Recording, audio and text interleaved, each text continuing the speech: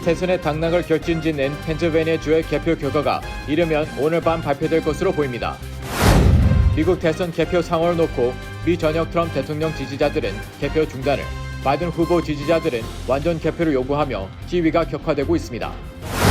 대선 양측 후보의 지지자들이 뉴욕 거리로 나와 폭력 시위를 벌여 이 중 50명이 경찰에 체포됐습니다. 뉴욕 한인회가 오늘 코로나19 사랑 나눔 릴리프 펀드 캠페인 2차 배분 기자회견을 개최했습니다.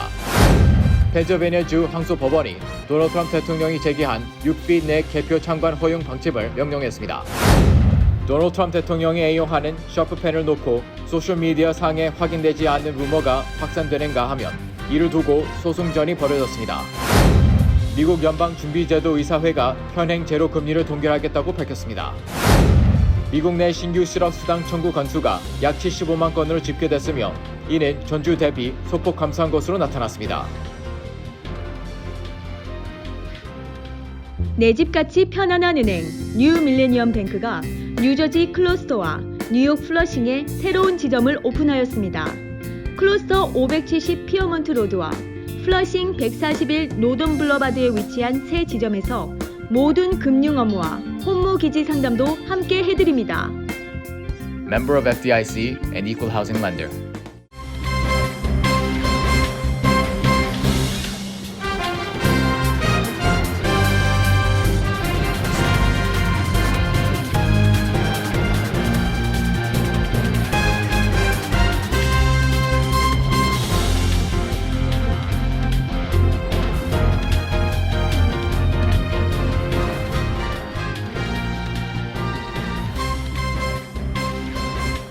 시청자 여러분 안녕하십니까? KBTV 뉴스 9 이창원입니다. 11월 5일 KBTV 뉴스 9 첫 번째 소식입니다. 미 대선의 당락을 결정짓는 펜실베니아 주의 개표 결과가 이르면 오늘 밤 발표될 전망입니다. 캐시 북버 펜실베니아 주 국무장관은 CNN과의 인터뷰에서 각 카운티 개표 결과가 빨리 나타나고 있어 오늘 밤 확실히 승자를 알 수 있을 것이라고 밝혔습니다.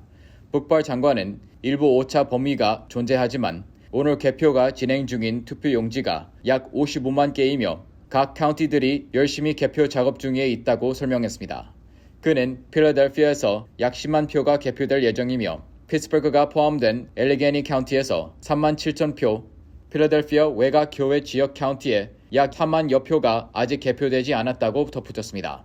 대선 사흘째인 오늘 뉴욕타임스와 워싱턴 포스트, CNN 집계에 따르면 조 바이든 민주당 후보가 253명의 선거인단을 확보한 상태로 17명이 추가되면 매직 넘버인 270명을 달성하게 됩니다. 도널드 트럼프 대통령은 현재까지 214명을 확보해 56명을 더 가져와야 하는 상황입니다. 그러나 AP와 AFP 통신, 폭스 뉴스는 바이든이 현재까지 264명을 확보했다고 발표했습니다. 각 언론사별 통계가 상이하긴 하지만 20명의 선거인단이 걸린 펜실베니아의 결과에 따라 승부가 끝날 거나 접전이 계속될 전망입니다. 펜실베니아에서 바이든 후보가 승리할 경우 대권 승자는 바이든 후보로 결정됩니다. 오늘 오후 3시 30분 기준 펜실베니아는 개표율 92%로 도널드 트럼프 대통령이 50.2%, 바이든 후보가 48.5%로 나타났으며 약 10만 1,000여 표의 격차를 나타나고 있습니다. 워싱턴 포스트는 개표가 진행될 지역이 주로 민주당 지지자들이 많아 격차가 더 줄어들 것으로 예상된다고 보도했습니다. 미국 대선 개표 상황을 놓고 트럼프 대통령이 소송 전까지 벌이면서 혼란을 빚고 있는데요. 미 전역 트럼프 대통령 지지자들은 개표 중단을, 바이든 후보 지지자들은 완전 개표를 요구하며 시위를 벌이고 있습니다. 자세한 내용 김은지 기자가 보도합니다. 미국이 또다시 반으로 갈라졌습니다. 도널드 트럼프 대통령은 앞서 우편 투표가 사기라며 개표 중단 및 주요 경합주에서의 재검표를 요청한 바 있고 또 바이든 후보가 승리한 미시간주에서는 이미 개표 중단 소송을 제기한 상태입니다.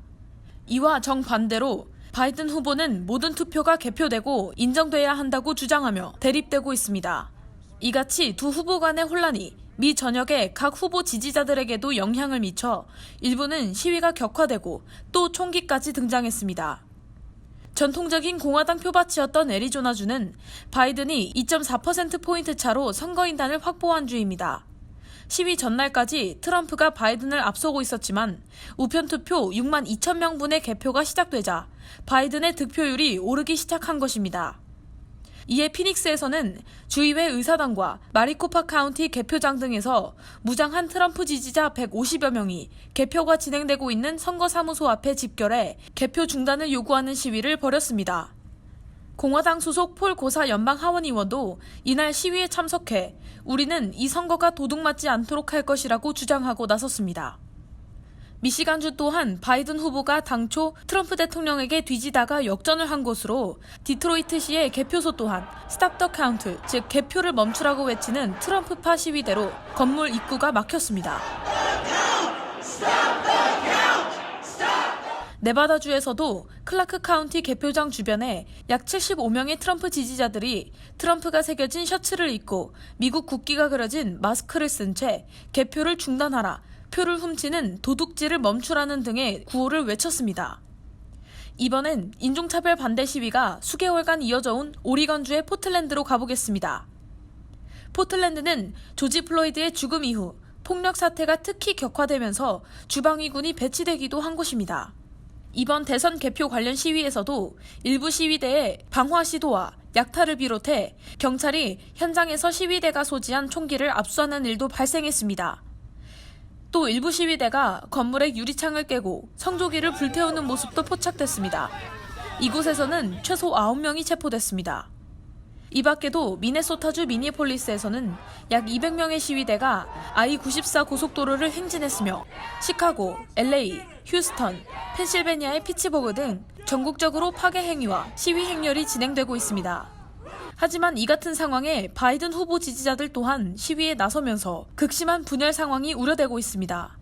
현재까지 바이든 후보가 확보한 선거인단은 264명, 트럼프는 214명으로 바이든 후보는 트럼프 측이 개표 중단 소송을 제기한 3개 주의 결과와 관련 없이 당선이 확정되는 선거인단 270명을 확보하게 되면 승리 선언에 나설 것으로 예상됩니다.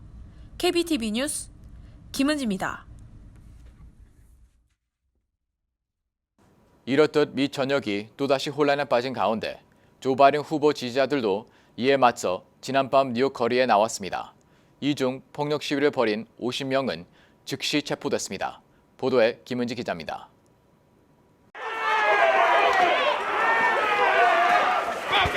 NYPD는 선거 다음 날인 수요일 밤과 오늘 아침까지 방화를 시도하거나 쓰레기, 계란 등을 투척한 최소 50명의 시위대를 체포했다고 밝혔습니다.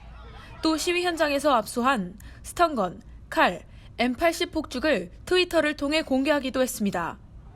ABC 보도 등에 따르면 트럼프 대통령이 미시간과 펜실베니아의 투표 집계를 중단하기 위해 소송을 제기하겠다고 발표한 후 시위대는 맨해튼 워싱턴 스퀘어 파트를 향해 도심 행진을 이어나갔습니다.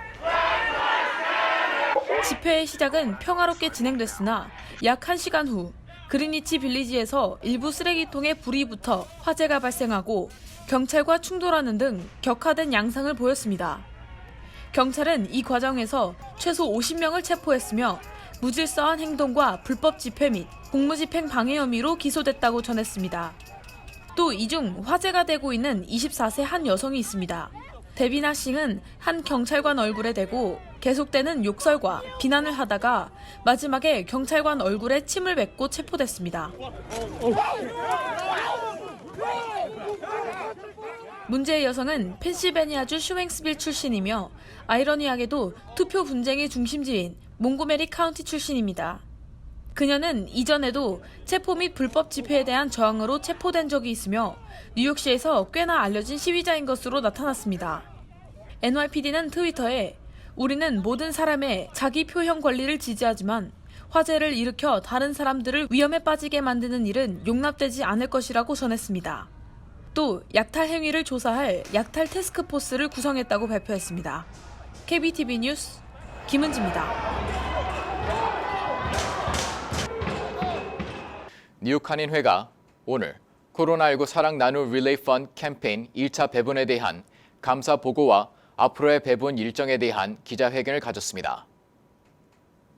뉴욕 한인회가 코로나19 사랑 나눔 릴레이 펀드 캠페인의 1차 배분에 대한 수익과 지출을 보고하고 앞으로의 캠페인 전개에 대한 계획을 밝혔습니다. 이 캠페인은 지난 9월 24일 뉴욕 한인회 사무실에서 기자회견을 열고 코로나19로 어려움을 겪는 동포들을 돕는 코로나19 사랑 나눔 릴레이 펀드 캠페인의 시작을 알렸습니다.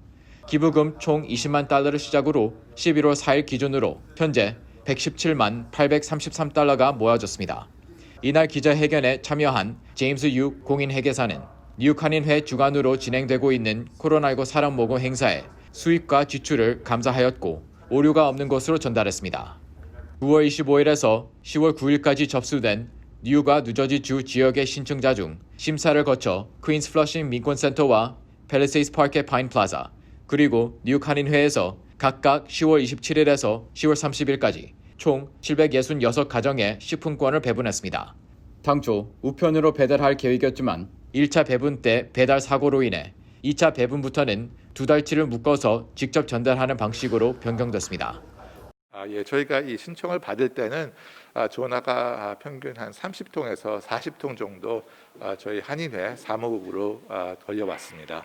이 질문을 통해 가지고 그분들이 얼마나 어려운 위치에 계신지를 갖다가 선별을 할 수가 있었습니다. 연령층은 이제 주로 대체로 한 중년층이라고 저희가 생각하고 있습니다. 앞으로 1차 수혜자에 대한 2차, 3차 배분 계획에 따르면 2차 장소 및 일정은 12월 1일에서 4일까지, 3차는 내년 1월 19일에서 22일까지 퀸스 플러싱 민권센터, 팰리세이드 파크 파인 플라자, 뉴욕 한인회에서 각각 배분할 계획입니다.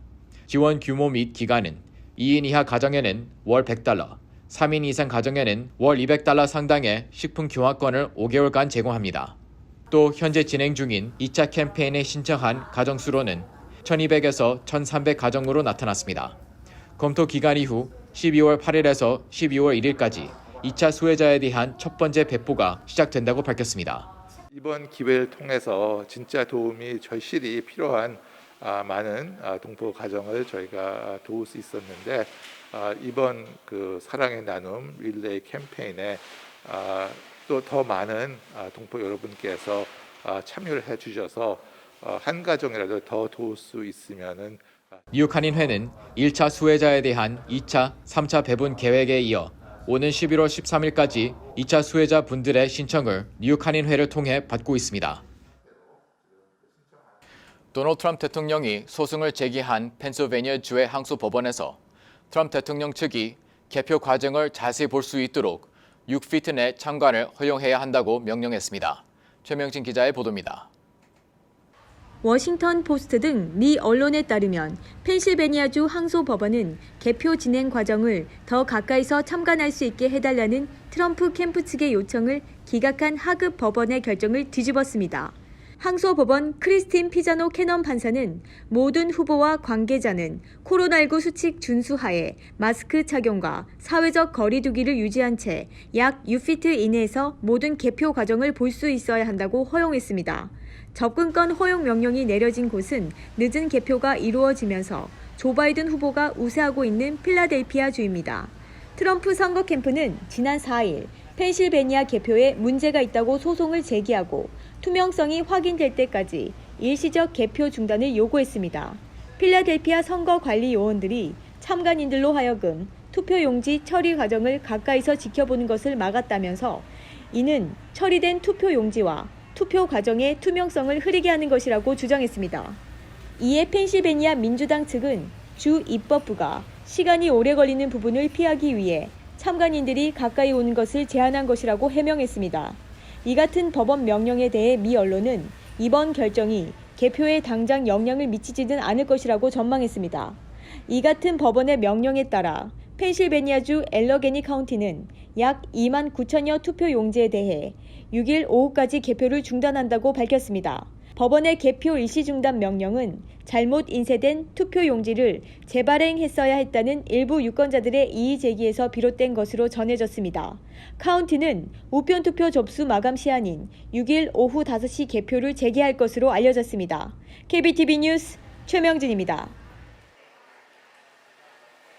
도널드 트럼프 대통령이 애용하는 브랜드인 샤프펜으로 기표한 투표용지가 무효 처리되고 있다는 루머가 확산되면서 트럼프 지지자들이 선거 당국을 상대로 소송을 제기했습니다. 최명진 기자의 보도입니다.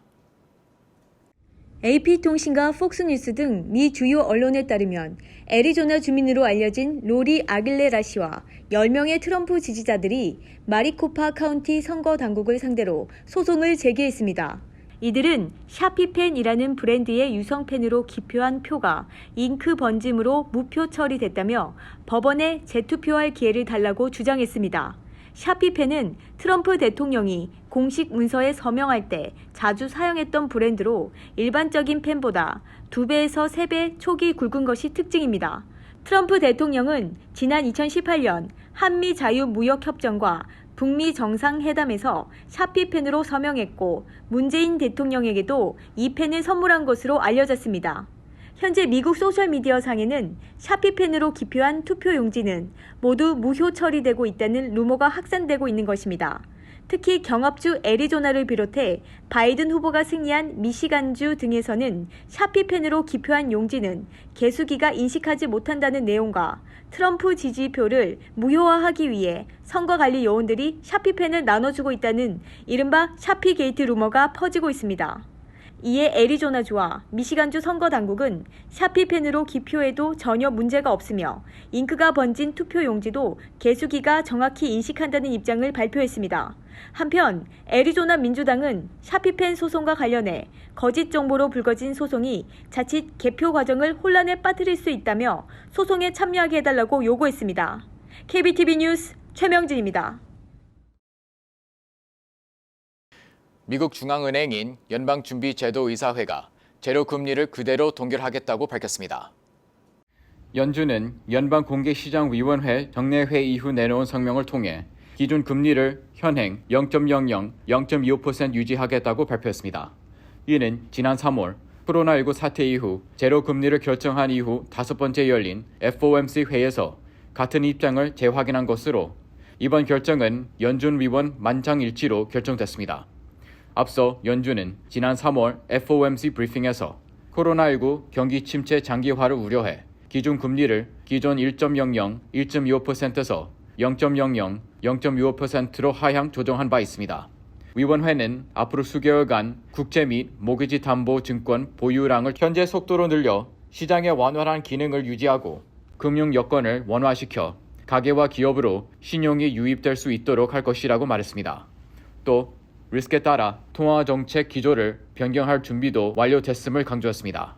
연준은 성명을 통해 경제활동과 고용 회복이 진행 중에 있다고 해도 연초보다는 훨씬 낮은 수준에 머물러 있다고 지적하면서 완전 고용 및 2% 장기 물가 상승률 당상을 목표로 한다고 덧붙였습니다.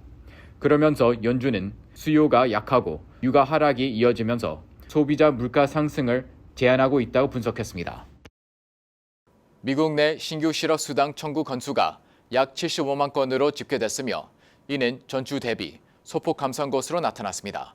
최명진 기자가 보도합니다. 5일 노동부에 따르면 지난주 10월 25일에서 31일까지의 신규 실업수당 청구 건수가 75만 1천 건으로 집계됐다고 밝혔습니다.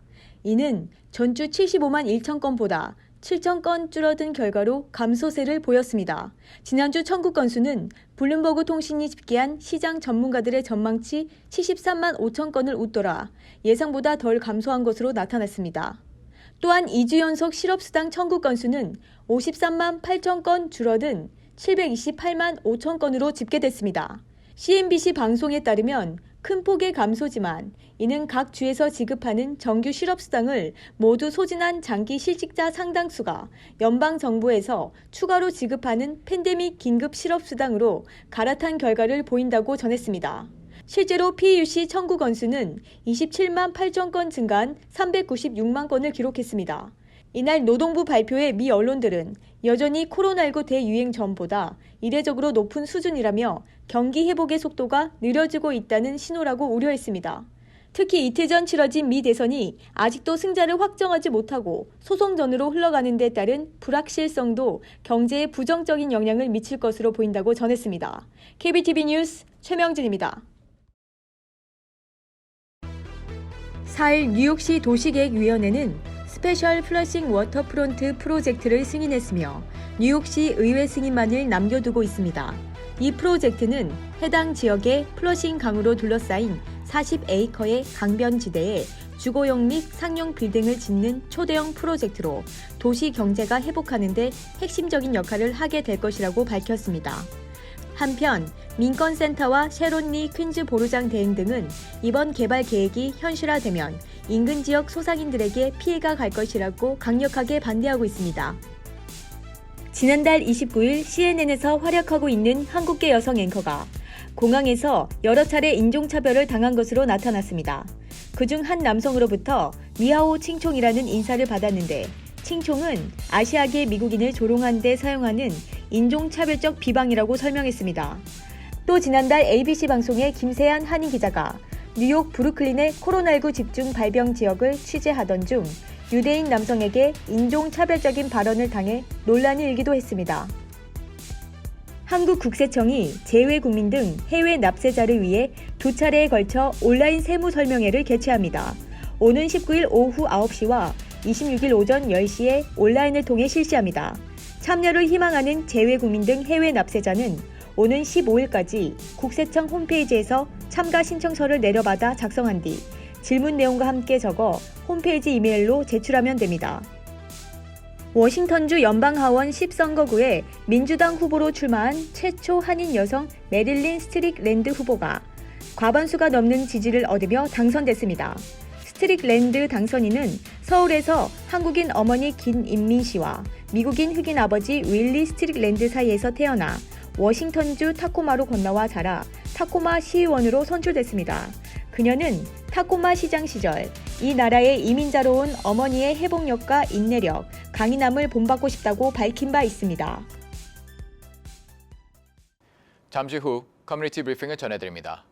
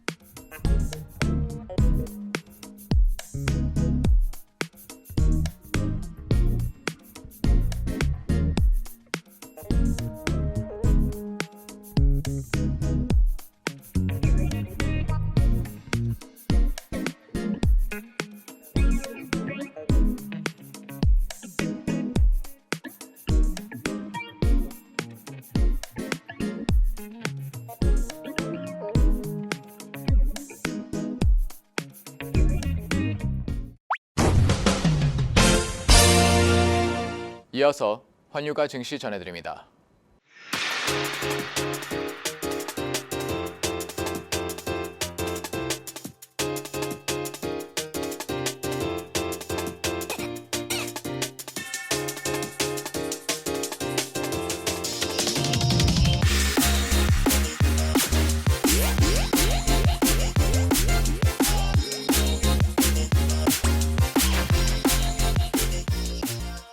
잠시 후 뉴욕과 뉴저지 날씨 전해드립니다.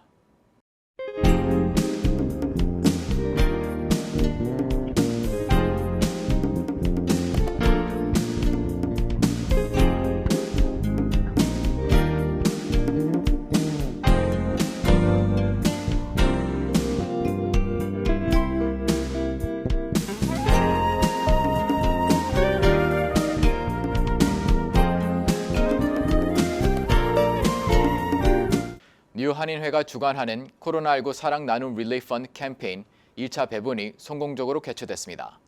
도움이 절실한 한인 동포 여러분들을 위해 한인 커뮤니티의 동참이 어느 때보다 필요할 때입니다.